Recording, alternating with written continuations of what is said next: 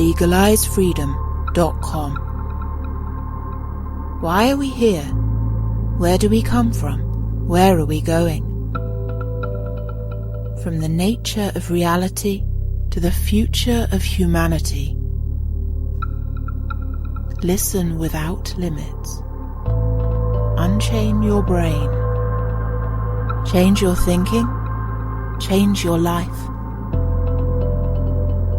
legalizefreedom.com.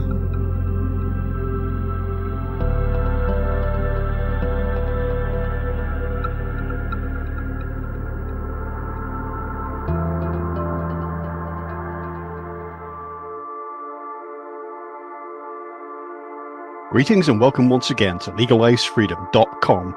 I'm your host, Greg Moffat. Since the advent of the modern UFO era in the wake of World War II, controversy, cover-ups, and wild speculation have surrounded the huge numbers of sightings, encounters, and other bizarre happenings associated with the phenomenon. The recent expansion of the term unidentified flying object to include unidentified aerial phenomena and the almost all-encompassing unidentified anomalous phenomena has occurred in tandem with high-level political and scientific revelations about previously secret information and covert programs. To some, therefore, disclosure is happening now, right before our very eyes. Alternative theories within ufology, asking whether these phenomena could be interdimensional entities, non-material manifestations previously identified as angels or ghosts, or even past or future events somehow breaking into the present, are finally eclipsing the simplistic conception of biological ETs travelling through space in physical craft for which there is no real evidence. However, perhaps the most crucial questions remain on the margins. What is the connection between human consciousness and these phenomena? Do we play a role in their creation? And do they play a role in our evolution? Are they messengers from a wider reality sent to help the human race survive? Hello and welcome, Alan, and thank you so much for joining us today on legalizefreedom.com. Hiya. So, Alan, today we're having a chat around the UFO UAP phenomena and its interaction or potential interaction with human evolution and consciousness, as I mentioned to you off air, because there's been, of course, much recent activity in the UFO UAP field, UAP, which were unidentified aerial phenomena, which we're being told to call it these days, but whatever you like, whatever acronym you like. But before we dive into all that, just for listeners who don't know, tell them a little bit about your background and your work. Hi, Greg. My name's Alan Foster. I'm a writer, researcher, and lecturer on UFOs, crop formations, environmental and spiritual issues. I've been studying this subject for about 50 years now, since I had a UFO encounter in April 1973. And that stimulated me to start looking at this particular reality or realities. I've worked in various industries, including 19 years in the airline industry, some of that working as a manager of an airline operation that provided the commercial transport for the US military. That was in the UK and then in the Mediterranean.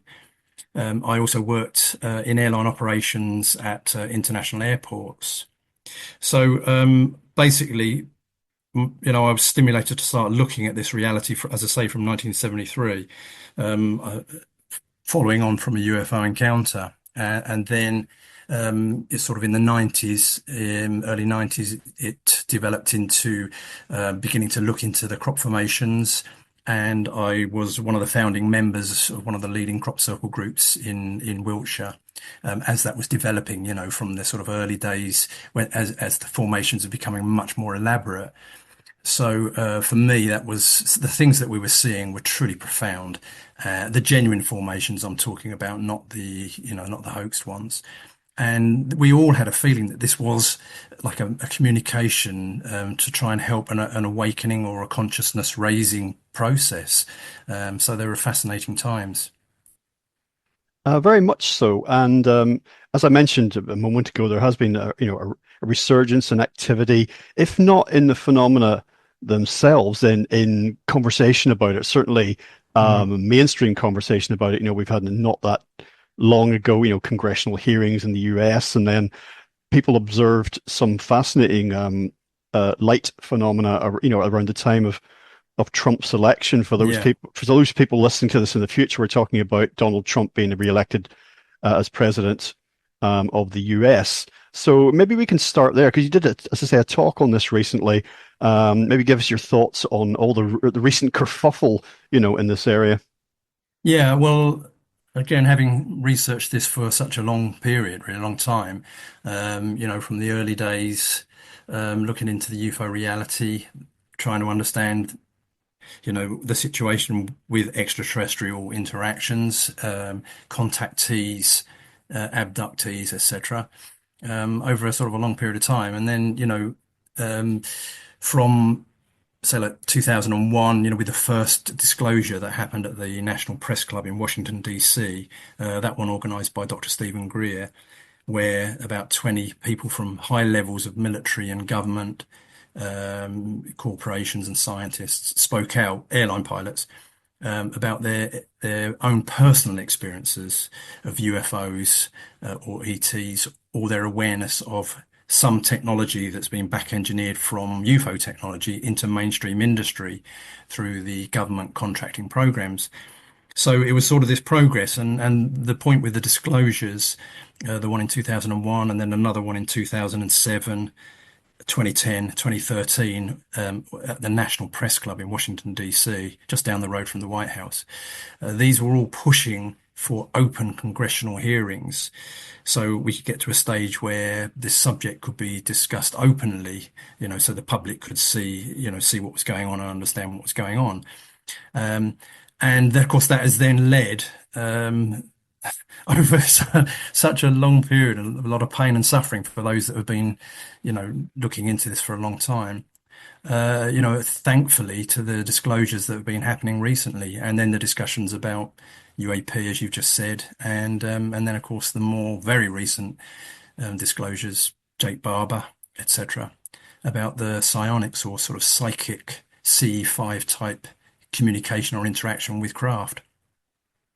Okay, so I guess we have to address this one, kind of the elephant in the room, as it were, up front. Yeah, And I sent you a few links to yeah, yeah, podcasts that I've done in this area in the past. And for me personally, I've been interested in the UFO phenomenon since I first encountered it, really. I mean, through science fiction, really, but then yeah. through things like, Sky at Night, Sir Patrick Moore, just Yes, astronomy shows and strange lights in the sky, and everything Fortean and paranormal and supernatural, which, this all kind of gets rolled into. yeah, yeah, My take where I am right now, and I'm open-minded to, any evidence that can come forward. But as I see it, and I've made this point many times, at the minute, I believe there is no evidence whatsoever for physical craft in the way that you would think of, say, for example, your car or a bus or a plane. No evidence for physical craft like that with biological beings similar in some ways to you or I flying in these craft from other planets, other solar systems, other galaxies. There's lots and lots of talk, a lot of science fiction, which is not science fact. So that's kind of where I'm up to at this minute of decades of studying this, not in an intensive way, but as an armchair interest. mm, So what I've just stated may be upended at some point, but so far we have a lot of people claiming things, then nothing's ever been physically verified. So that again, you can set out your stall on that if you wish. yeah. I mean, I would have thought by now we're reaching the stage where we've got to really take this seriously, and I feel there is more tn enough evidence. There's several ways of answering that, of course. The contactee stuff. Well, what I'll say first, so that in case I forget, um, I've sort of lectured, well, all over the world, but in Italy as well on this subject and other subjects. And while there, some amazing researchers down in Italy, they showed me a piece of metal that they were told had come from a crashed UFO, and the to demonstrate its very unusual properties. And there's a long story behind it, how they were given this. But so they were fully accepting from the person that gave it to them that this was what it was. But the weird thing was they showed me how strange it was. And as an example, what they did is they gave me a an ice cube and then gave me a sharp knife, like a kitchen, vegetable knife, and said, try and push the knife into the ice cube without hurting yourself, of course, which I did. And it's quite difficult. You can't really push a knife into the ice cube. And so then they gave me it's a blunt piece of metal. And they said, do the same again now with that. And as I did so, it just went straight into the ice as if it was made of butter, literally like that. It was a really weird thing. Now, again, obviously, I can't prove where that came from, but I truly believe in these people and their contacts. It was very, very strange. So I say that as though I feel as though I've actually felt, seen some sort of metal, but from a craft. But also the contactees, particularly for me, one of the contactees called Carlos Diaz from Mexico, the interactions that he's had since 1981 onwards at a place called Tepoztlan in Mexico, which I've been to, and the film footage, camera footage, photographs that he's taken over decades, and there's something like 12,000 witnesses in that town, including the mayor, that have all seen this particular weird plasma type illuminated craft, and they all attest to the fact that this has been appearing there. There's lots of stories behind that, but again, we haven't got time for that. But I just for myself, I've seen objects as well over the years, and so I fully believe that there's something interacting with us, definitely. Oh yeah, without a doubt. But we have diverged. Then you see, this is what happens. Lay people tend to do this into seeing things, which undoubtedly things are being seen. There's no question about it. But that's I just still back to my original point: is there's no evidence of physical craft. I'm not denying there aren't all sorts of weird and wonderful things. There most certainly are. If people just click UFOs or extraterrestrial life on the tag cloud at legalizefreedom.com, they'll come up with hours and hours and hours of content. But again, it's a kind of, you said that the guys in Italy, they were told by somebody. Well, that's the whole point. You see, you can't verify that. And because something's unusual doesn't mean it's extraterrestrial, because there's all sorts of things. You remember, we used to get all those stories about, well, look at the megaliths, and look at the pyramids. Human beings couldn't have made these things. It was ancient aliens. So that kind of assumption was made. And we have all the footage and photos, which again are not firsthand. So I'm kind of just the point I'm making, I'm just kind of differentiating between all the stuff that's clearly being experienced by genuine people. And I know people personally who've had, well, you're another one now who I don't know personally, but I've spoken to, who's experienced something bizarre of a UFO type nature.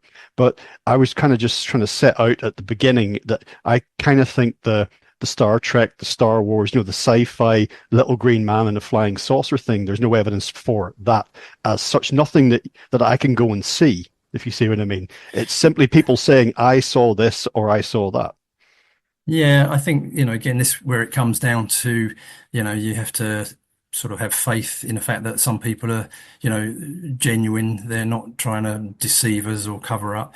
I think now we're at the point where there's enough people speaking out, regarding the congressional hearings and then onwards. I mean, I've spoken to, as an example, because of my airline background, a retired squadron leader who in 1966 was based at RAF Akrotiri in southern Cyprus. And there was this object that was sort of a cone-shaped object that was flying high above Cyprus. So it was a beautiful crystal clear day. So he was scrambled to go and have a look at this object because they realized that they had no idea what it was. It was so high above Cyprus. He took off in this lightning jet, English Electric Lightning, which was one of the most powerful jets at the time. He started flying up towards it, 5,000 feet, 10,000, 15, 20, 25, 30,000 feet, and he wasn't getting any closer to this object. So he asked for permission to go supersonic, which he was given. So he opened up full afterburner on this Lightning, blasted the jet right up to well past its official ceiling, which was about 40,000 feet, he went up to about 60,000 feet, and the air was becoming so thin up there that one of his engines flamed out, and he went into a stall. He said the object was now about a third closer to him, but it was still way above him. It was a silver cone-shaped object, no windows. He realized it was absolutely huge, and he just said there is no way was that made on Earth, and sort of had this very distinct impression that he was being watched. But the aircraft then fell back to Earth in the stall by about 30,000 feet. He's fired up the second engine. He eventually came back to base and then went through the usual debrief where he was told that he was, not allowed to talk about this. Now, the object was at 168,000 feet above the Earth, and they estimated that it was about half a mile across, so a massive object. Yeah, well, clearly that's a real experience, and we again assume the veracity and the kind of the genuineness of the individuals involved. But it still doesn't necessarily say it's extraterrestrial. If you see what I mean, and I hate to like rag on this point because again, I'm not trying to say clearly there's all sorts of bizarre things happening, but to say that something clearly wasn't made on Earth, again, it just depends on your experience, doesn't it? Really, So I think things like that, obviously, in 1966, something at 168,000 feet, I think, is way beyond or was beyond our capability. Now, I know that as these things are coming out now, these disclosures regarding the sort of back engineering programs, that, you know, it, if you believe in that they have technology, and have been flying technology from back engineer craft for a long period of time. So a lot of the stuff we see may well be Black Ops military technology. But I think, again, for me personally, because I've spoken to many, many people, in airlines and military about these things and their experiences, again, when you look at these people, in some cases when they're telling you their story, their about the encounter, and they've got tears in their eyes, and the same with the gentleman there, the retired squadron leader. These people, you look in their eyes when they're telling you this, and there's no way are they making it up, which I think you accept. But I think there are many cases where the technology is way beyond what we had at that time. Yeah, sure. I mean, I think I would say, thank you for taking on the question here and my point. But I suppose there's always been things that we're not aware of that are beyond what we perceive or that we know of as our potential, what we see. Yeah. Just any secret military project, for example, Yes. or I mean, you could probably go to if you're allowed to go into CERN or somewhere like that, Hmm. and to see the depths of that, there might be things that you're mind blown. Say, how can humans possibly do this? That's Yeah. the Yeah. biggest machine ever created. But in any event, I suppose we're at the question here. The real question is what is the nature of these phenomena? From my point of view, I'm thinking, well, if they're not physical craft, running on some kind of fuel, and if they don't have some form of biological life inside them from elsewhere in the galaxy or the universe, then what are they? And of course, there's no shortage of theories there, is there? Mhm. Some of the shows I've done have talked about, interdimensional entities. Do we have a role in generating the phenomena ourselves? Is it kind of interactive? If you read Carl Jung's work on this area in UFOs, there's the idea that we're somehow co-creating that these phenomena are a sort of manifestation of the collective unconscious. That's another Mhm. theory. And then, of course, you have a long history, which I'm particularly interested in, down, forget Roswell and the post-Second World War era. If you go back through centuries and millennia of human history, people talk about all sorts of encounters with strange lights in Yes. the sky, chariots Yeah. of fire, angels, you name it. And I think that these are all related. I think they're all fundamentally the same thing. And to borrow a title from Mike Clelland's book, the Messengers, I think Yeah. they are a bit like the crop circle phenomenon. I think we are being shown something, and that essentially is that reality is much wider and deeper than we think.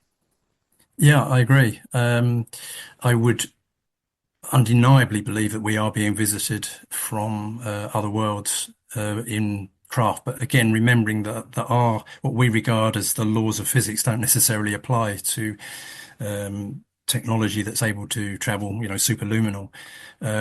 So, but I also completely understand the consciousness aspect of this, which I think is really important. I mean, as an example, I was in with a friend. We were in Madeira and up in the mountains. This was in 2008, and there was the topography of the land was very much similar to that in Tepoztlan in Mexico that I mentioned earlier on.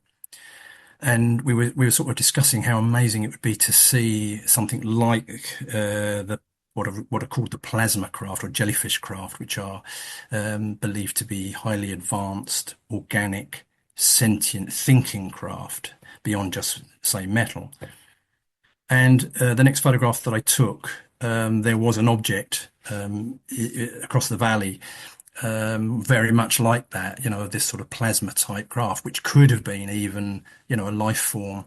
There are, Trevor James Constable in America did a lot of research on this using either infrared or ultraviolet photography, where particularly in the infrared here on Earth, some of these things can be seen. So, the question that was being asked, were they like some sort of really advanced UFO, or were they some sort of life form like a jellyfish that's existing in a frequency just outside the visual range? And I think that's very relevant to what you were saying, because it may be that some people see things um, because of that, because of this sort of discrepancy with the visual aspect, So yeah, it is very complex. Yeah, I only recently read about this phenomenon that you've mentioned, and it's interesting that a bit like the recent upsurge in people seeing, clusters of lights, and some people Mm, speculated, were they clusters of drones or whatever. But there's been yeah. a lot of it in the news.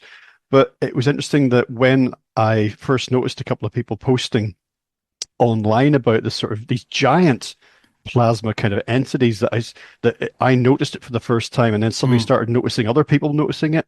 yeah. Yeah, so these things are, as you say, potentially sentient and absolutely vast, Yeah. as I understand it, in the upper atmosphere, and generally not visible to us, and may have been there just like forever. They may just be part of life on Earth, but just never been noticed before. And I do remember a thought experiment that I had when I was a teenager, and it was this question that popped into my head, and could God be a gas? The idea being that we've got these preconceived ideas of what life is, and of course, science fiction has been very good, at its best in challenging these ideas. There's some sci-fi that's really challenged our ideas Yeah. about what, is life just biological, purely physical in the way that you Hmm. and I are, Mm, or could life be something that we wouldn't even recognize as life? I mean, you only have to go to the very depths of the oceans on the Earth to see stuff that's just mind-bending in terms of like that's actually an Earth creature. So yeah. I find these plasma potentially sentient entities, say like some kind of intelligent cloud, to be really a very interesting area, Yeah. fruitful area potentially of research. No, absolutely. Well, I mean, I've been very blessed to. We felt like it was a response to our heartfelt request to see one. As I say, beyond nuts and bolts technology. So that was really, really amazing. But talking of the Trevor James Constable, with him saying that you're more likely to capture them or see them photographically in the infrared. But he said in space, it's in the ultraviolet where they're seen, and that's which you've probably heard of. The space shuttle, the STS-75 space shuttle, that had that tether that it was dragging behind it. That then the cable snapped and the tether sort of floated away behind the space shuttle, and suddenly it was surrounded by what looked like exactly that sort of jellyfish. Some of them were passing in front of it, so they sort of worked out that these things were absolutely massive, which then led to people believing that in the same way that life is sort of everywhere. It's not just, as you just said, in oceans or on the surface of the planet, but it could be outside of your visual spectrum, but not only in the atmosphere, but also out in space, which is sort of regarded as um, empty, other than dark matter. But perhaps there's life forms existing there that we can't actually physically see with our eyes. Well, I mean, yeah, the whole area of dark matter and dark energy I find fascinating because what is it between the two of them making up 95% Yeah. of what appears to be reality, as I say, or the universe, or the visible universe, however you want to put it. But if we've got that amount of what's out there that we cannot see, or even with any of our instruments, we can't measure it, we just don't know what's going on. And we're only really inferring its existence because of its apparent effect on other things. Yeah. Who knows what could be out there? I mean, it'd be Exactly. crazy to say, like, can you imagine if you lost 95% of your eyesight and your hearing and your smell and your taste, what the world would turn into? Or conversely, if what you can and I can see now, or just say our five senses, imagine they were all increased by 95% in terms of sensitivity, what would be out there? You only have to look at your own pets. You'll see cats and dogs reacting to things that are not there. Well, apparently not there, but they've got more in terms of the audio spectrum and also certainly the visual spectrum. Absolutely. They get a wider frequency perception than we do. Yeah, I think that's it. That's exactly right. I mean, there's been plenty of studies done. Rupert Sheldrake, the fact that animals know when their parents are coming home, basically. He did a lot of experiments with that, that literally at the moment that the parent decides to come home, even in random sort of tests, that at that exact moment, even though they could be miles away from the house, the dog or the cat, particularly the dogs, would sort of go to the door ready to wait there for them to return. And this was happening so much. And I think it shows, like you say, that there's so much more to this. We're not just meat, and this goes into higher levels of consciousness, which I think is where we're heading. This is what this is all about. Oh, I agree. Actually, it's really I found that over the years that I've been doing this, I would say the years prior to podcasting, when I was just doing a lot of reading, that the word consciousness or that as a subject or a topic or a related topic was coming into more and more seemingly unrelated things. And certainly I can almost not get through a show now on almost any topic without kind of mentioning it somehow. And I think what we're looking at, we're talking about five sense perception, that really the bulk of reality is either, I would say, a combination of non-material as we think of it. It is. Or outside of the perception. I say, if you, again, looking at our pets, why would we think that you and I, Greg and Alan, that our five sense perception is capable of processing and perceiving all that is? You only have to look at other areas that I consider related. For example, as I mentioned earlier, paranormal, supernatural phenomena, people who have near-death experiences and out-of-body experiences, even the realm of dreams. It's all pointing in the direction of there's much more out there, really. That's just the tip of the iceberg that you and I see in our day-to-day lives. Well, it is. I mean, I'll just mention that the one more animal thing, which I'm sure you've heard of, because I think it's really important. That is the Lawrence Anthony, the gentleman that ran that sanctuary for sort of orphaned rhinos and elephants down in South Africa, and he'd protected and saved some rogue elephants which were going to be shot, and then he had a really deep connection to one of them that was called Nana, and eventually they were released. These were released back into the wild, and then in March of 2012, 2nd of March 2012, Lawrence passed over. He died from a heart attack. He wasn't actually in the sanctuary. 2 days later, that Nana, that sort of elephant that he'd bonded with, and another group of them came from the wild. They'd walked from the wild. They came up to the sanctuary and they just stood staring at his house as if to show respect. And, they were grieving for his loss. But what is truly mind-boggling is that in the following year, to the same day and the same time, 5 o'clock, and the year after that, the same day and 5 o'clock, they came back again and just sort of standing there, showing respect. Truly profound. How on earth did they know? I find these things really incredible. That concludes part 1 of our interview. Part 2 will be available soon in the subscribers area at legalizefreedom.com. Legalize freedom. ufology.com.